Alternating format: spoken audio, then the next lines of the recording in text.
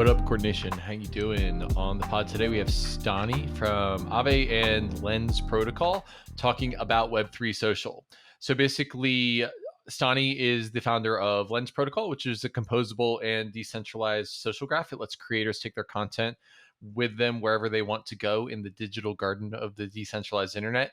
Lens is a protocol that allows you to have a permissionless, non-custodial social media profile. And with Lens Protocol, the idea is that you're in control. You own your profile, where you use it, how you use it, even how you monetize it. So that means you have the power over your content. It's all right there as an NFT in your wallet. And this is kind of a reaction to Web 2. And the idea is that digital identity and your content should be yours, not Facebook's, not Twitter's, not MySpace's.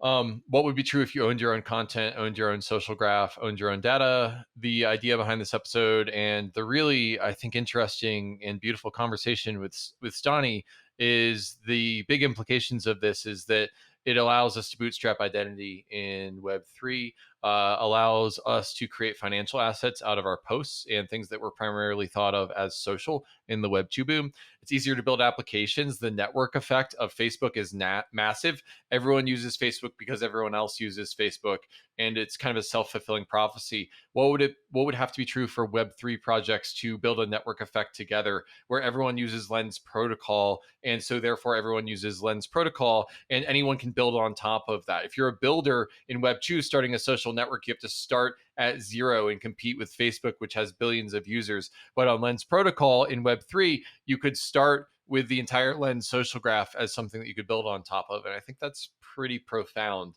if you've studied how network effects are foundational to building applications in the network age. And how Web3 social could bring new users to the space. So I think the big implications here are identity bootstrapping, financializing assets, making it easier to build things by starting with a network effect and bringing new users to the space for Web3 social. Vitalik himself has identified Web3 social as a thing that exists in Web3 over past DeFi. At his 2021 ETHCC talk, and Lens Protocol, it seems like is the biggest project that's making it happen right now, or at least one of the biggest projects that's making it happen. So we talk about the implications of that. We talk about Stani's worldview. We talk about all of the things to do with Web3 social. And in a world in which all of human attention is aggregated on these social networks, or at least a lot of the digital attention that people have, I think Lens Protocol has a ton of upside. So I'm really excited to talk about it. And Stani is the ultimate guy to talk to about this stuff. So I think it was a really good episode, and I think that you'll enjoy this podcast episode with Stani of Aave and Lens Protocol. Enjoy, Coordination. The world has woken up to refi, and CELO is here for it. CELO is the layer one for the regenerative finance movement. It's fast, planet positive, and built for the real world. CELO has committed to producing a sustainable future from day one and has built its technology around one of the lowest carbon impact consensus mechanisms, and is the world's first carbon negative EVM compatible layer one blockchain. CELO is a movement to create the conditions of prosperity for everyone, whether it's tokenizing carbon credits with Toucan, providing capital to underserved communities with Unicorn, or building for millions of users around the globe. CELO was created to transform crypto enthusiasts into a movement of change makers. Follow along on Twitter at CELO.org to learn more about how CELO is accelerating refi for a positive, lasting impact on people, communities, and the planet. And if you're a builder interested in refi, be sure to join the Build with CELO hackathon live now with a prize pool of over $100,000. COINSHIFT is a leading treasury management and infrastructure platform for DAOs and crypto businesses that need to manage their treasury operations. Every crypto org needs to manage its treasury, and COINSHIFT offers a simple, flexible, and efficient multi-chain treasury management platform built on top of the highly secure Gnosis Safe. With COINSHIFT, your organization can go from primitive single-chain treasury management to expressive, flexible, and multi-chain treasury features, such as global user management, global contacts, proposal management, and many other features that can be shared across an entire organization, allowing users to save time and reduce operational burdens and gas costs. COINSHIFT even has data tools like account reporting across the 7 chains on which it operates. Used by industry powerhouses such as Uniswap Grants, Balancer, Consensus, and Masari, COINSHIFT is speeding up the coordination and efficiency of the organizations that use it. You have to keep up with the frontier, and COINSHIFT makes that easy. So sign up at coinshift.xyz/bankless. What's up, Stani? How you doing? Very good, very good. How are you, Kevin? Pretty good. Excited to talk about Lens Protocol. So tell us why you've been working on Lens Protocol. Tell us what Lens Protocol is. Tell us why you're excited about Lens Protocol. Yeah, a lot of interesting questions, and I think giving some background story. So, with for the past years, we've been creating a lot of accessibility with the Aave protocol, mainly access to fair financial markets that are globally working and transparent. And I think that's what has been the benefit of DeFi, that you can access from anywhere and you don't have that kind of a limitation into something where everyone is part of in a permissionless fashion. With Lens Protocol, we are looking to actually give access to your own social presence, social identity, and your own social network. So effectively, that's whatever you create in social presence should belong to you, your profile, and it shouldn't be locked in a particular platform. But everything you do in any social capital you create on a platform or actually protocol, you should always own that and be able to carry whatever applications you're using. And that is kind of like the vision that Lens is trying to solve. Got it. It kind of feels from the outside like your second act, like you kind of accomplished what you came to do with Aave, and now Web3 social is the new frontier. So it's neat to see you carry that momentum and skills into Web3 social, which I think Vitalik identified at ECC 2021 as one of the next big opportunities in Web3 beyond DeFi. So that literally traces your career arc. Yeah, I mean, it's. I think with the work with Aave, we haven't finished where decentralized finance should be, or where the Aave protocol should be, but it's in a healthy position where the protocol itself is governed by the community, Mm, and not only there's decentralized governance, but there's multiple community contributors actually contributing to build the protocol as well.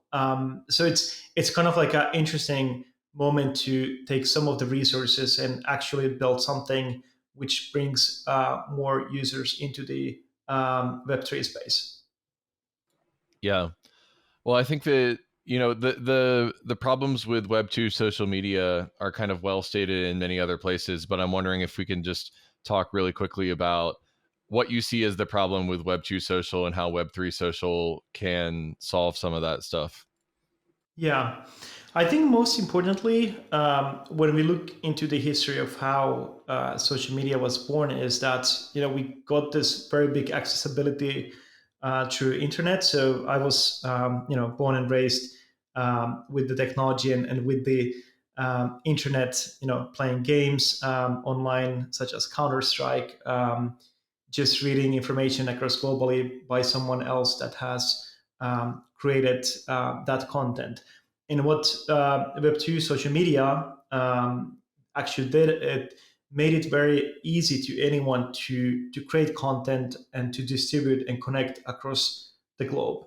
And what happened later in this path is that because of the efficiencies, many of these platforms became very centralized, and meaning that effectively we created networks which upon we're relying for at the moment. And with Web3 social, what happens is that actually you really aren't creating the benefit only for these applications, but the whole identity is built upon your own social graph. And just taking an example, when anyone is creating content, let's say in TikTok, or you're tweeting in Twitter, the biggest benefit is that Twitter gets content liquidity, and at the same time uses this as a network effect to then data points to know what they can actually sell or advertise to the users. So the users are the product. And in Web3 Mm, social, what we're trying to solve is that actually whatever you create, you should be able to affect, for example, and have the control over your social presence. So, for example, you are not locked into one particular platform, but you can actually have portability and changing the dynamics in a way where first time ever it's the applications and the algorithms that need to work for your benefit and actually compete for your attention and making better outcomes, because otherwise you would choose an algorithm that is aligned with your principles and what you're looking for.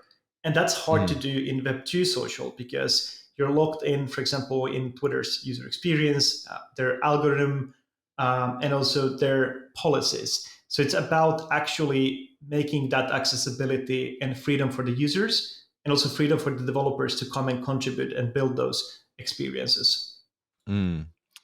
So it seems like there's a network effect with these Web3 social networks where all of my friends are on Twitter, and so I use Twitter, and so all of my friends are on Twitter, and it's this kind of infinite loop. That's the network effect of these profiles of these networks. And one of the things that's really exciting to me is that with Lens Protocol, it feels like if I'm building a Web3 social network, I can just tap into the Lens Protocol social network, and I can start on first, second, or third base, depending on how much of my network is already on Lens Protocol. And that's kind of a powerful thing that takes away the vendor lock-in that a Web2 social network would have. I mean, and Lens is kind of taking on the burden of bootstrapping its own network effect so that I, as someone who's building in Web3 social, don't have to. And I think that that's a really powerful selling point.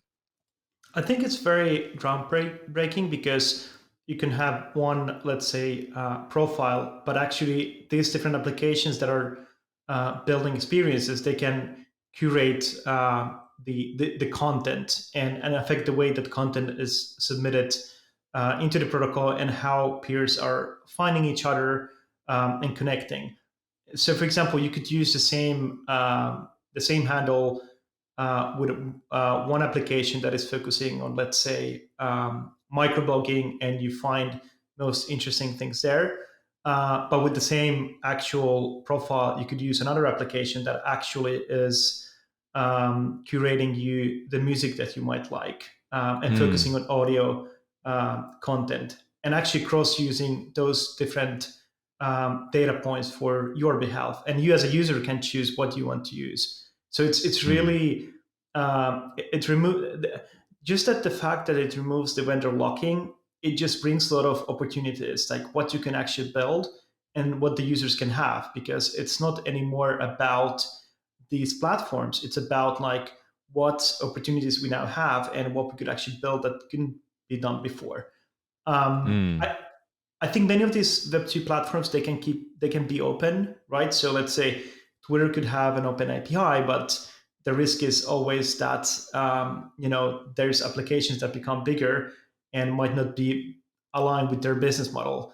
That's why it's important to build social media upon open source and open protocols like Lens Protocol. I forget where I heard this, but I had heard that Jack Dorsey's vision for Twitter was to make it into a protocol. But by the time they got around to making that pivot, they were already a public corporation that had all these reporting requirements that had to do for their fiduciary duty what was best for investors. And when they did the analysis, it wasn't best for investors for Twitter to become a decentralized protocol, because they got so much ads out of having the centralized protocol. And so it's interesting that there's a certain lock-in for a Web2 company when you get to a certain scale. And so the innovation of building a Web3 protocol, almost by definition, would have to come from someone who's more Web3 native than Jack Dorsey.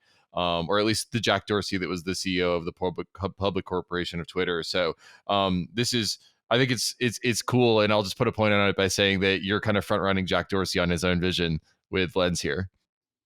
Yeah, I think also like it's not only me building, because like the power of open protocols is that you actually have a large group of people that are contributing actively with ideas, with content, and making sure that the protocol is something that is aligned with the community values and where they want to see the Web3 social going towards. And I think that's a key difference between a business where you have investor pressure and you have to basically make profit at some point, versus you're building a public good that the end goal is actually creating something that is scalable, usable, unopinionated, and valuable for the whole community. So I think that's a very big difference and power that you get from these networks. But also, like I've been looking into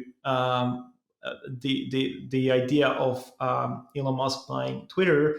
Also, there was mentions about potential using blockchain as a way of empowering the application as well. And I think something that we haven't, I would say maybe like mainstream doesn't see is that like how we're going towards scalability at the moment. So obviously recently with the Ethereum having merged, that affected quite a lot in the technical perspective, but there's a lot of innovation happening at the moment on layer twos, which allows actually very interesting scalability, which is quite interesting for non-financial applications. So I think when people are looking from more of a corporate perspective into the blockchain and how to utilize it, they really are looking for the old stuff, and they don't really see that we're actually working our way towards scaling as a whole community. So I think that's like a kind of like a big observation I made recently. Yeah, it's interesting. I mean, the upside for this is quite high. A lot of humanity spends a lot of their time on and attention on social networks. And if you think about what is the value of that routing algorithm on social media, is the optimization function just sell them more ads, get them to buy more stuff? Or could the optimization function in their feeds be forked and be used for any number of means, whether it's selling more stuff or maybe using crypto to be good for the world, maybe creating more public good for the world. And so I just see a ton of upside as you're starting to think about scale for what Lens protocol could be to the world, because so much of humanity's attention is routed in social media. And I think that number is really increasing. And I think the social media itself, being able to connect with your peers, is very valuable for the network itself, right? So that you have a means to distribute content and make the platform exciting place to spend time sharing ideas or look for entertainment. But also, I think what's valuable is actually then being able to use this data and this particular building block in other parts of our lives. So, for example, finance is a good example because we've always been talking about under collateralized loans and how we keep working on chain and environment. And something that is interesting in real world is that when you move from one country to another, you really don't port your credit ratings with you or your credit history. But using something like the data that you have on chain, so the power of the blockchain is that we have verified data, verified actions. So what it means is that you can actually prove going from one place to another that you have certain data sets that are verified. And that's very valuable utility for using something like a social graph as a means of other use cases than social itself. And I think that's where the bigger impact comes. I believe that there's going to be like, there's billions of users in social at the moment. And I think that's the way to get more users into Web3 through these non-financial applications. But the bigger impact is that with DeFi, we created global liquidity markets. And with social, we can create this kind of like a more global data market and use it for the users. Yeah, I mean, the second season of the GreenPilled podcast is all about digital identity and reputation, and that's because, the internet of finance is all about transacting with counterparties, and in the real world, when we transact with counterparties, a lot of that depends on reputation. When I get an Uber, I only want to go with an Uber driver who doesn't have a reputation for being dangerous, who isn't creepy, and will get me from A to B relatively quickly. And if we can build this network effect of reputation in Web3, and it allows us to decide a little bit more freely who we transact with, then it just opens up a whole lot more use cases for Web3. And I think what's cool about Lens Protocol is it can be this kind of light in the darkness that is spinning off reputational data about its users, hopefully in a privacy preserving way. And in the intersection of social media and finance, I think becomes really exciting at that point, because there's a lot of things that you can do when you combine those things. I think that in Web 2, those things aren't combined.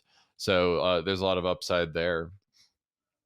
Yeah, I think also that the beauty of the Lens protocol is it's that, once you create your profile, you have a lot of choices, right? So you could effectively reflect content through on-chain transaction, store it on IPFS or Weave, or store it completely privately in cloud.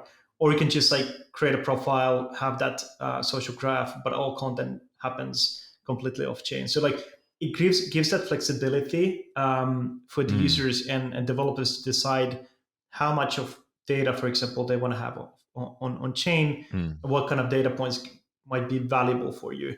And the Uber example is very cool because normally when you look at Uber ratings, you have like you might have drivers with few thousand of stars, but it really doesn't tell you anything. Knowing that your friend used something or their friend used a service tells you much more than large quantity of rating data points. And there is a kind of like an interesting study that we all humans are connected between 6 degrees or less, meaning that, for mm. example, Kevin, if I'm your friend, I follow you, and you, for example, follow someone else, let's say Scott, and Scott doesn't follow me, we're still connected with Scott, for example. And it's a way also to, think about like creating like a strong social graph that could be used in civil resistance, and a bunch of other interesting use cases. Yeah, I think that what's interesting is that through that 6 degrees of relationships, that you can almost view that as a trust network that's growing out. When you have 1 degree of connection with someone, you have more trust than if you have two, than if you have three. And what are the implications of that? I think you gave the example of civil resistance, which obviously matters a lot for quadratic funding and the work that I've done at Gitcoin. But Hmm. we also talked about under collateralized loans earlier. Maybe I'd be more willing to take a risk on a loan if it's someone that I have a 1 degree connection with and a really close relationship with on Lens protocol or Lenster. And so I think that the possibilities of that degree of connection in that relationship kind of become very, very interesting. Yeah, exactly. It's really valuable because we're able to do that, and start to use it very first time. And Lens protocol is just one part of identity and social graph. Also, whatever you do and donate in Gitcoin, that's one part of the identity. Right. It's also a social graph. What you're doing in the DAO ecosystem, which DAOs you're participating, that kind of like on chain data is part of your identity data points. And then you obviously you have off-chain data or completely private data that you might have but you don't want to reveal but you want to prove, which can be achieved with zk's. So I really think it's more about creating interesting data points, and letting the users to choose how much they actually want to Mm. reveal, and what's valuable for them to keep publicly. Yeah. What I love about the example that you just gave of your lens profile and your Gitcoin grants, contributions, and everything informing this profile that could be created of you is the plurality at the base layer of that. No longer is it just your Facebook data informing your Facebook profile and identity. And in that plurality at the base layer, I think is how you can come up with a diversity of lenses, pun intended, for how you view someone, but also the fact that you can take it from site to site, that this is all just available on a blockchain and anyone can access it and build a way to transport it. There's no walled garden where they try to keep you and your social graph in one place. And I think that the possibilities of this are, it would be easy to understate them. And I don't think we know exactly the where this is all snowballing towards, but it feels like it's something that's really important given how big Web 2 social has got gotten to be. If we can all climb this network effect of building Web3 social together, then there's just going to be this beautiful blossoming of use cases in the next market cycle that come out of that, and I'm really excited for. I'm just here for it. I also think about the whole kind of like a Web 2, Web 3 social concept, and I believe what we have here is that a lot of the users are actually creating a lot of social capital into the bigger platforms, and whenever you're locked in, Yeah. your capital has some value. Obviously, like you can monetize already from that value. So let's say that if you have 100,000 followers in Twitter or somewhere else, you can capitalize that traffic one way or another.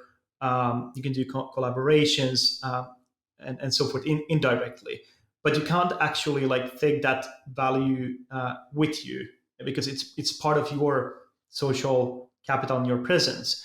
And what we want to do is that we want to actually change the idea of that actually the social capital is part of you, and you should be able to have full control over it. And according to also to the including the monetization. So, for example, that you should be able to decide what you can share to your audience and monetize it directly, and having that kind of like a direct relationship with your audience. So, in Lens Protocol, what's fascinating is that all the content that you actually create, the user-generated content, can be an asset class. So, for example, that if I really like a post from, let's say, Kevin, your profile, let's say you have an interesting idea of refi and basically how to make DeFi more greener, for example, I can collect that post because it's culturally relevant to me. Or it can be some art, for example, or music, or whatever is the content type. And I can take it and I can collect it as an NFT, either as a free, or you can set a fee for the collection. So it's a way to directly to monetize and using user-generated assets, user-generated content as an asset class on Lens. Right. Well, since you used me as an example, I've got to show my Lens profile. So follow me, owaki.lens.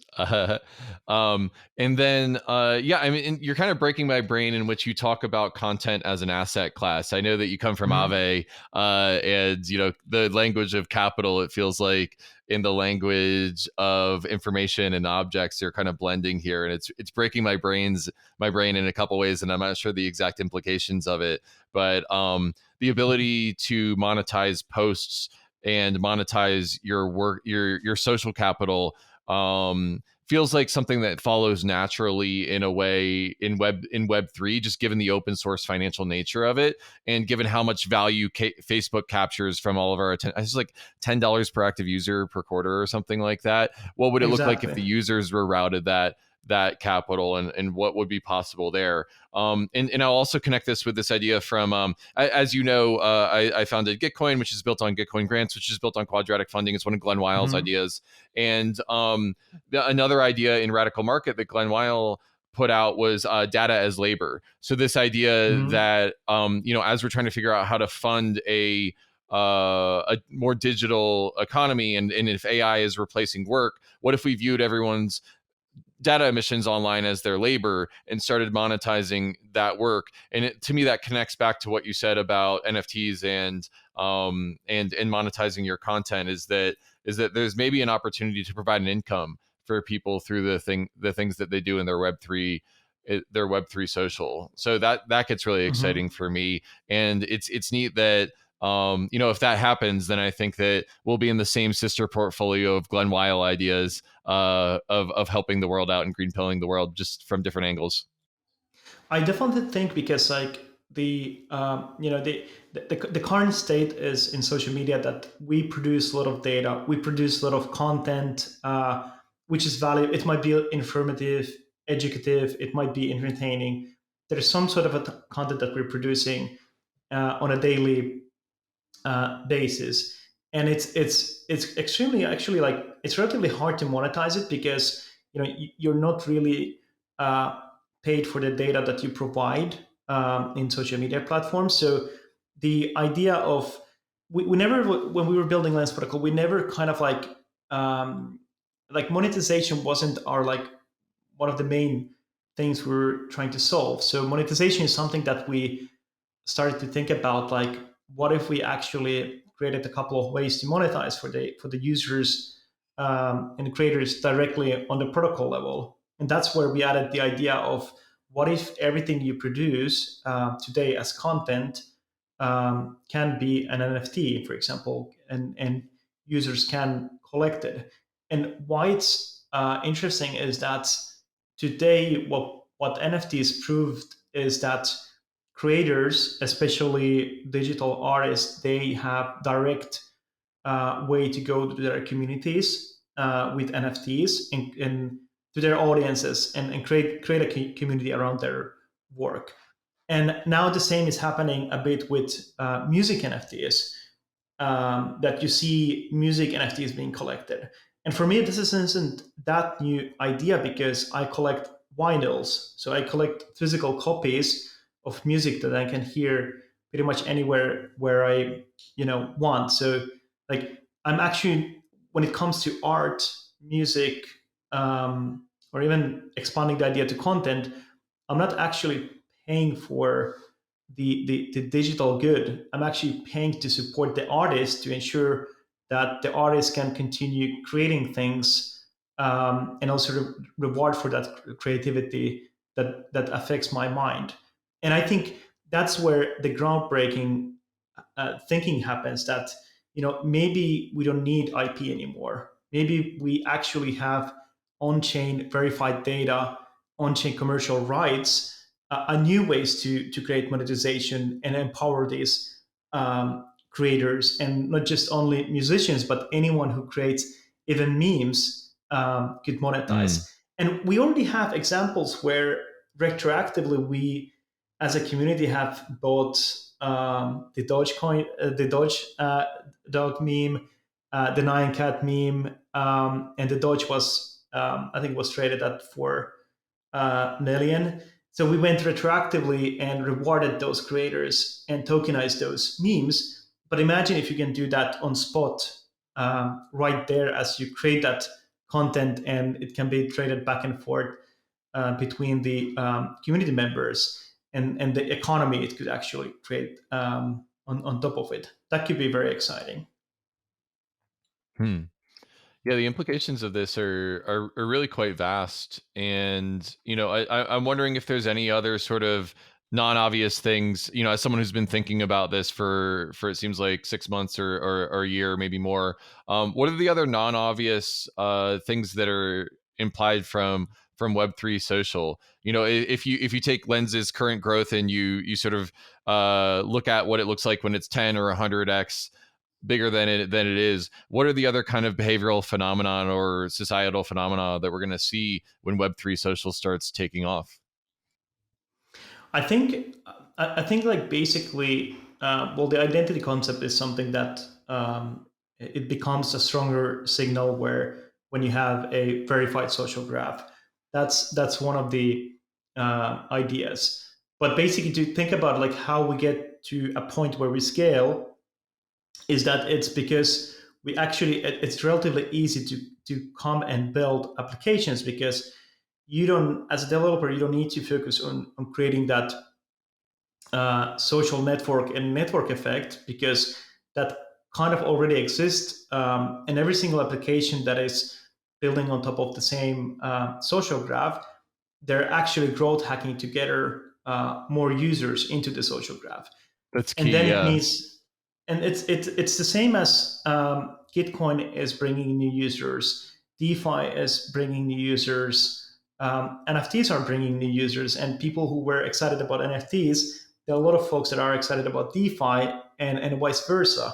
So it's just kind of like shows that Web3 is about more of, not about creating a fascinating invite system and how you get people into your product early. I don't think it's all about that. It's about how you create a network effect where you have an ecosystem pull for what you're doing, and how you can leverage the composability between all the different things that exist in Web3 and actually work and build together. So when you have a developer who is building a new experience on an algorithm, you already have an existing user base, and you can actually help the existing user base and the applications as well. So it really becomes this like an ecosystem network effect than like a application network effect. And I think that's Yeah. where we will. That's the reason why we will see a lot of new things being built, because you can experiment relatively easily just building a one algorithm that just focuses on discovery, or maybe one algorithm that helps to use that data somewhere else. And I think that's why we'll see a lot of interesting things. Goldfinch is a decentralized credit protocol with a mission to connect the world's capital to the world's growth. Goldfinch focuses on real yields from real companies, so you can stop worrying about the latest crypto Ponzi and start lending your USDC to real businesses driving growth worldwide. By lending to Goldfinch, you can drive change by expanding access to DeFi's global potential. Goldfinch's borrowers are proven fintech and credit funds in emerging markets who need access to Goldfinch's capital to drive economic growth in regions faced with barriers to financial access. In just under 2 years, Goldfinch has loaned over 100 million USDC, reaching over 1 million people and businesses across 28 countries with financing from the protocol's borrowers. Goldfinch is doing what DeFi was always meant to do, expanding financial access to those who have historically been shut out of the TradFi system. Learn how you can put your USDC to work, empowering real business growth worldwide at goldfinch.finance. Working in Web3 is awesome. It's freeing, powerful, and so much fun. But working outside of the typical W-2 employee structure is a deal breaker for so many people. OPOLIS is helping the self-sovereign worker focus on what they do best, their work, while OPOLIS manages the back end. There's a lot of nation-state overhead when working in Web3, and OPOLIS takes care of all of the back end stuff, freeing you up to do what you do best, your work. OPOLIS leverages group buying power through a community employment co-op, helping you save 20 to 50% on high-quality, affordable healthcare options through Cigna. So do what you love and maintain your financial security with OPOLIS. You must be authorized to work inside the United States to receive OPOLIS's benefits, but OPOLIS is expanding its services to Canada starting on June 1st of next year. So book a 30-minute free consultation with OPOLIS experts and join OPOLIS by December 31st to get 1,000 work and 1,000 bank tokens. Go to connect.opolis.co/bankless to get started. Yeah, and just so just to summarize the implications of owning your own content, owning your own social graph, and owning your own data. I think the big implications of this that I've got from the conversation is that we're bootstrapping identity in Web3, creating sort of a bridge between financialized assets like NFT and content from Web2, which has lots of implications for data as labor and monetizing content.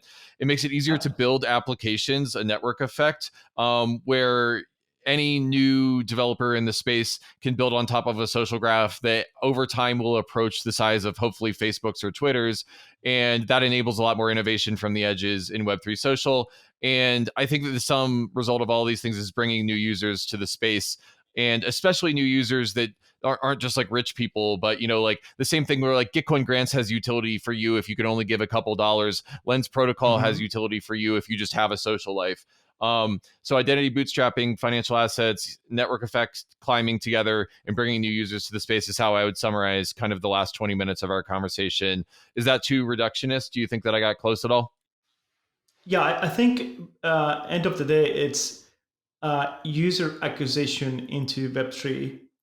The more users we have on Ethereum and across all the relevant networks and layer twos, what's going to happen is that, you know, the more the technology will help. So it's servicing us that have been in the space. The people are coming into the space. We're still a relatively small community, and I mean, DevCon is growing every single time, and you see like the whole crypto Twitter expanding, but it's really really small still. So there's a lot of work to actually getting a lot of this infrastructure applications, use cases into the mainstream. And I think that's very valuable. And non-financial applications are in a good spot because you don't really need a balance sheet to interact with Lens protocol. And in fact, many of the applications in the Lens Whereas they implemented optimistic UI, so when you post content or comment, it happens instantly, and all the blockchain logic happens in the backend. You don't sign MetaMask transactions, you don't pay gas. That's all has been delegated and paid by the dispatcher that is running in the middleware. So you can, and some of these experiences, like the Orb app, Favor, a couple of new ones, are building mobile first experiences. So we're very closer and closer to getting people who do not have an Ethereum address to actually come on board and start using non-financial applications. And once they grow their roots in Web3, then they can actually start using other of the infrastructure, Gitcoin, the Aave protocol, buying NFTs. Like your first NFT might be completely free, and it might be just a content on Lens protocol saying Right. GM. Like it can be that simple.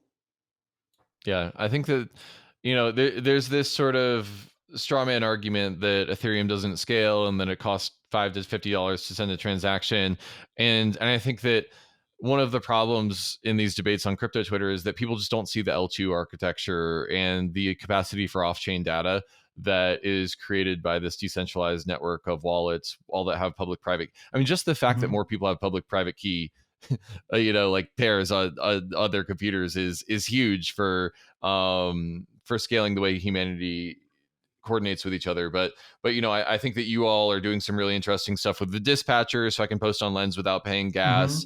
It feels like a meta transaction. I think it may actually be a meta transaction.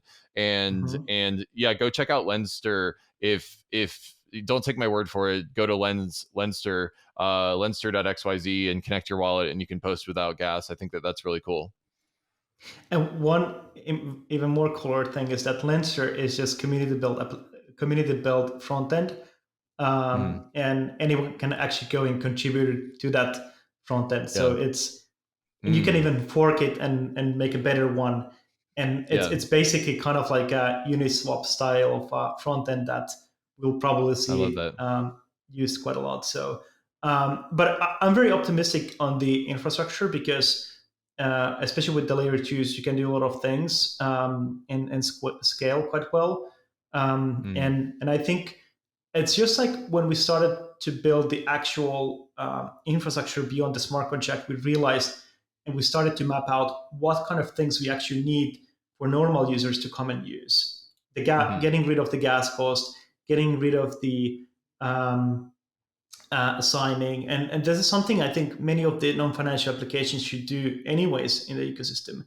Optimistic UIs, like abstracting the blockchain stuff into the background, and then being able to easily generate a wallet and start interacting. So it's just we can do this if we really want to. It's just kind of like we have to work on some of the stuff. And also, interestingly, there's going to be better improvements in the infrastructure. So account abstraction will help quite a lot. Social recovery. There's sort of interesting things happening in the future in the Ethereum ecosystem that makes it more friendly for mainstream. I want to pause on something that you said there, Stani, and I just want to call it out because I think it's so cool. We can build this if we all come together and build it. I'm paraphrasing what you said, but this is big, like we go to the moon because it's hard energy that I feel coming out of you, Stani. I've been in the game of Web2 and Web3 entrepreneurship for almost 15 years, and no one challenges Facebook or Twitter because it's just a death wish, because their network effect is so big, because they're so massive. And when Vitalik gave the ECC talk, what's in Web3 after DeFi, and he said social networks and public goods, I remember thinking like, oh, that's cool and like kind of cute, but like, I don't know, social networks, like, how are we going to get all the attention off of Twitter? And like, I see these people rallying around you, and I see you making this play and taking the momentum from Aave and creating this like kind of shelling point for people to actually try, and this nascent community with Lens. And I think that you're bringing this big, like, we go to the moon because it's hard energy. We are the ones we were waiting for energy. And I see people rallying around you. And so I hope that momentum just continues. And I want to say kudos for dreaming that big, Stani. I really think that you're providing a lot of hope to a lot of builders out there. Yeah, I mean, it's some of the stuff we're doing is definitely really hard. It's probably the most hardest exercise we've had for a Mm, while. I think building DeFi is difficult in the sense that you have a lot of value in the stake. So like it's hard to sleep at nights when you have yeah, billions in of worth of value in the yeah, smart contracts.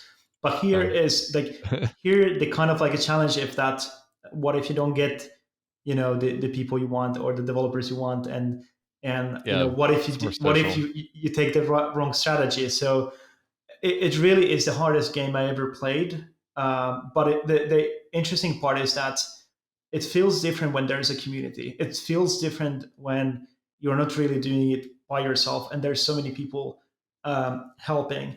And I think we don't need to beat Facebook and Twitter. I think we need to build new venues and new interest graphs and basically new experiences where people want to go.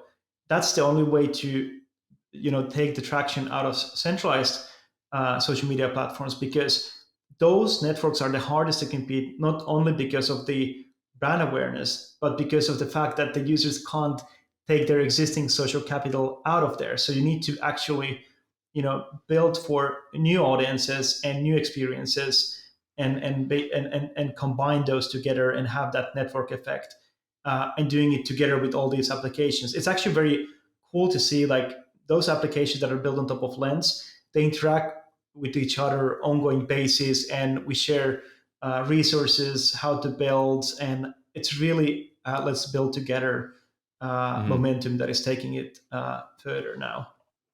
Yeah, yeah. I feel that, and it's really neat to see. Um, I think you're humble to say that we want to build a Facebook or a Twitter killer, but I'll say it. That I hope that the Lens community gets there, and I know that that's an intent that a lot of people have out there. Um, uh, I think that we have about 10 more minutes left on the episode. How should we spend it, Stani? I think we should talk about maybe more of public goods and that perspective as well, Sure. and maybe how the space has evolved, and then end it like for where it's going Yeah. towards. Well, I mean, I have a sort of prompt on public goods that's maybe a blending of Gitcoin and Lens that might be interesting thread to Hmm. pull. And that's that. So Gitcoin is known for Gitcoin grants, which is built on this thing called quadratic funding, basically a matching campaign that funds grants according to their crowdfunding results, but it funds grants that have a broader base of support as opposed to one-to-one matching. So, Stani, if you have a grant that has $10 from 10 contributors and I have a grant that has $10 from one contributor, then you'll get like 90% of the matching pool. And so one of the things that I've just experimented with through my experience of doing quadratic funding on Gitcoin is that Gitcoin has a news feed. Basically, Gitcoin Hmm. became a social network during the grants rounds when all this activity is happening and people are shilling each other grants to each other. And one of the things we experimented was replacing the like button, which everyone's familiar with on Hmm. Twitter and on Facebook, with a micro tip button. Where, Stani, if you do something that I think is great, I can send you 30 cents.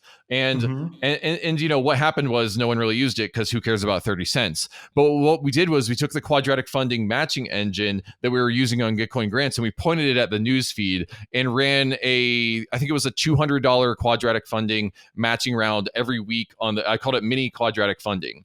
And what that meant was that the same logic that applies to Gitcoin grants applied to the social network on Gitcoin. And I could send you 30 cents and you would actually get $9 because of the quadratic Hmm. matching that would come.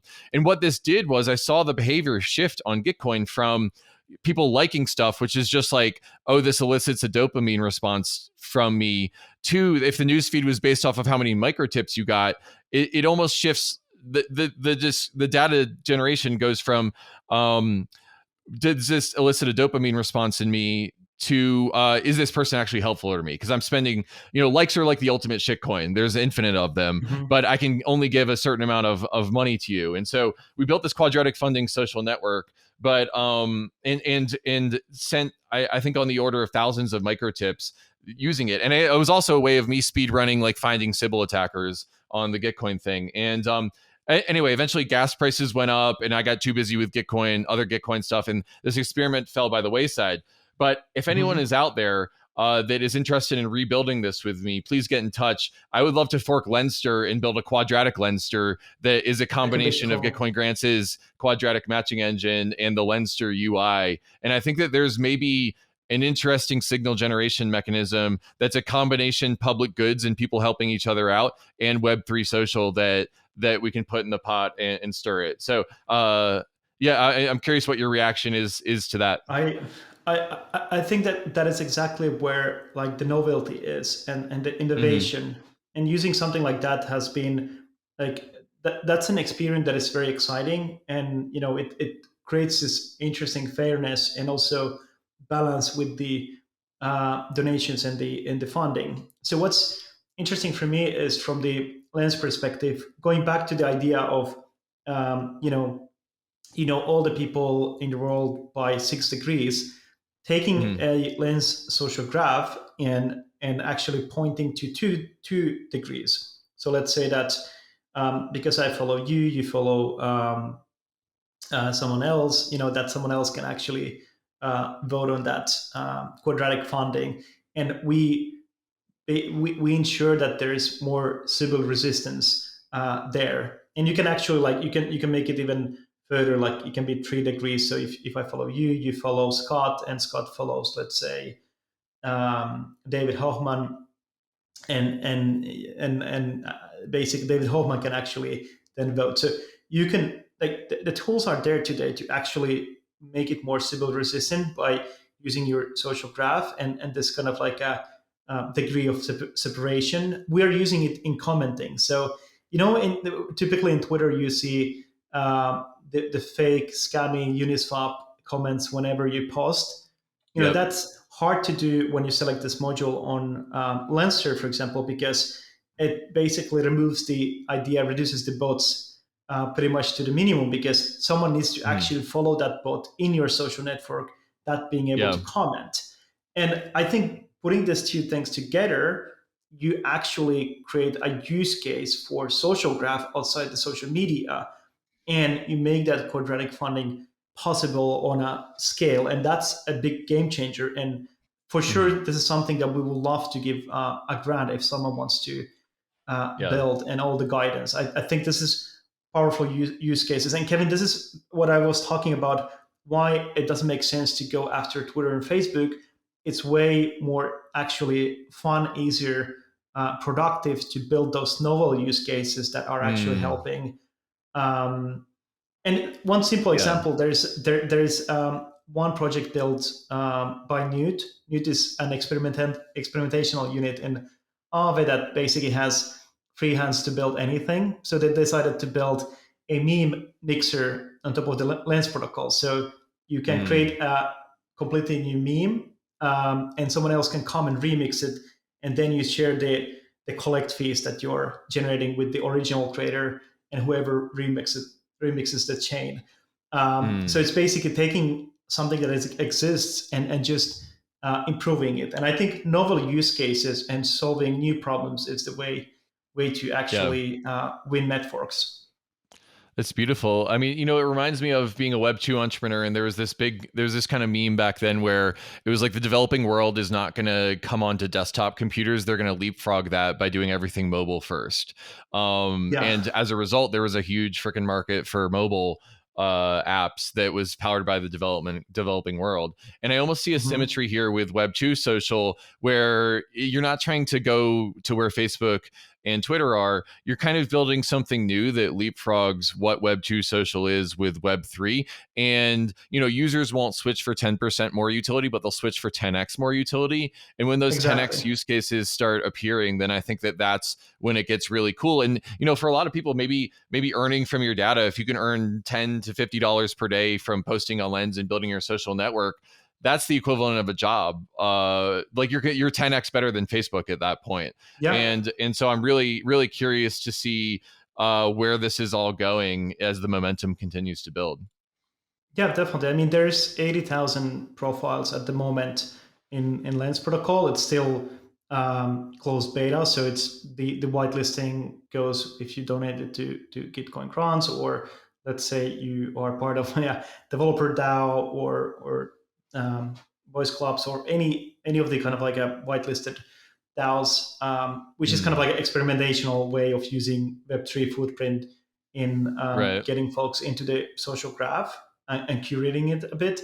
What I think is that over time, what happens now, for example, now per single profile is earning roughly two and a half dollars per profile. Obviously, the more the social graph grows, the number goes lower. Yeah. But there's already creators that are posting content with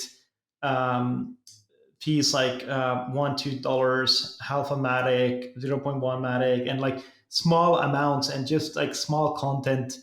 And over a long period of time, like it might make a difference, but we will probably see there's going to be a range for that. And this is just monetization models we build based on NFTs. You can add various kind of monetization mechanisms that could be very cool. And this is the part of building Web3 way where you don't try to solve everything, just focusing on one particular building block and let the rest of the community to figure out the rest of the pieces. Yeah, what I think is cool here is the super modularity of this, in which you've got profiles and you've got follows and you've got likes and within Lens, and there's this idea of super modularity where like the sum is greater than the whole of its parts. Like it's literally super modular, in which the gestalt of all these things together, all of these little modules that do one thing and do them well, together sort of exponentially grows into something that's really big and powerful. And I not only see that within Lens, but also within your work, Stani, because I know that you're associated with Aave and have taken that momentum to Lens. And then there's Rave, like this party that you all host every event, and it's like it's almost like you have this like ecosystem of modules and sort of projects that kind of share social capital, and in the momentum, the energy scaffolds between them, and I just think it's really cool to see the momentum. I can't wait to see how big the Aave empire is by 2025, or the Lens protocol is by then, because it all seems like it's growing together. Yeah, I mean, hopefully it creates new opportunities for builders to build fascinating products and onboard more talent into the space. So I'm super optimistic in the state of Web3 at the moment and Ethereum. So excited about everything at the moment. So feeling happy.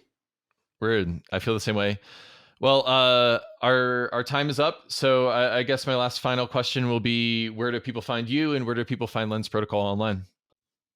Yeah, if you go to Lenster, my handle is stani.lens. So you can find me. I'm also on Twitter. And yeah, I post quite regularly about Web3, DeFi, and all things. Pretty much it. I don't know. I don't have limitations, but I don't post. But yeah, follow me if you want to see more of my content. Great. And I'll also throw out lenster.xyz is one of the great ways to check out the Lens protocol. And lens.xyz is where you can actually go out and check out the dev docs of the protocol. And the final call to action that I'll give to the audience is that if you want to build Quadratic Lenster, please reach out to me or Stani. We've got capital available and guidance. And then I know that Lens is growing in many different directions, and you can check out lenster.xyz if you want to see those developer docs or build on top of Lens. And also if you really want to explore Lenster and get a handle and profile, DM me on Twitter and I will help you out. Beautiful. Stani, thanks so much for joining. Thank you for supporting public goods on Gitcoin, and thank you for everything you're building. Thank you, Kevin. Thanks for having me here.